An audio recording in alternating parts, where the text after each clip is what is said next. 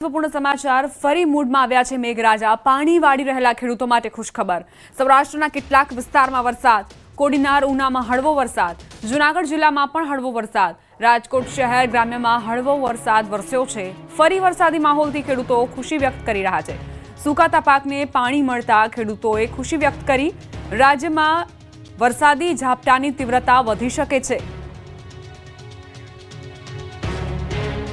આ તરફ ભાવનગર શહેર અને જિલ્લામાં વાતાવરણ અચાનક પલટાયું અને ધીમી ધારે વરસાદ શરૂ થયો બપોર બાદ વરસાદી વાદળો આવ્યા અને અચાનક વરસાદ શરૂ થયો શહેરના એરપોર્ટ સુભાષનગર ગંગાજળિયા તળાવ કાળાનાળા વાઘાવાડી કાળિયાબીડ ઘોઘા સર્કલ સહિતના વિસ્તારોમાં વરસાદ ખાબક્યો વરસાદ શરૂ થતાં વાતાવરણમાં ઠંડક પ્રસરી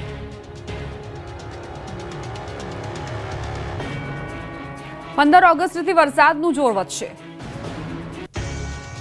ફરી ગુજરાતને ધમરોળવા માટે મેઘરાજા તૈયાર થઈ ગયા છે હાલ ભલે વરસાદે વિરામ લીધો હોય પણ હવે રાજ્યમાં મેઘરાજા ભૂક્કા બોલાવશે હવામાન વિભાગે આગાહી કરી છે કે 15 ઓગસ્ટથી વરસાદનું જોર વધશે 15 થી 21 ઓગસ્ટ વચ્ચે સામાન્યથી વધુ વરસાદ પડી શકે અમદાવાદમાં થંડરસ્ટ્રોમ સાથે સામાન્ય વરસાદની સંભાવના છે હાલ મોન્સૂન ટ્રફ ઉત્તર અને પૂર્વ ભારતમાં સક્રિય છે 15 ઓગસ્ટ બાદ ખાસ કરીને દક્ષિણ ગુજરાત ઉત્તર અને મધ્ય ગુજરાતમાં આ રાઉન્ડમાં સારા વરસાદનું અનુમાન છે તો સૌરાષ્ટ્રના દરિયાકાંઠાના વિસ્તારમાં પણ વરસાદ વરસી શકે છે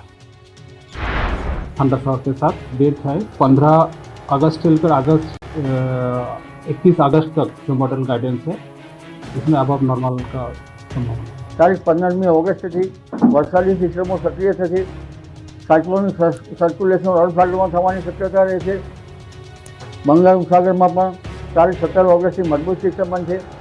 એટલે અરબસાગરની સિસ્ટમના કારણે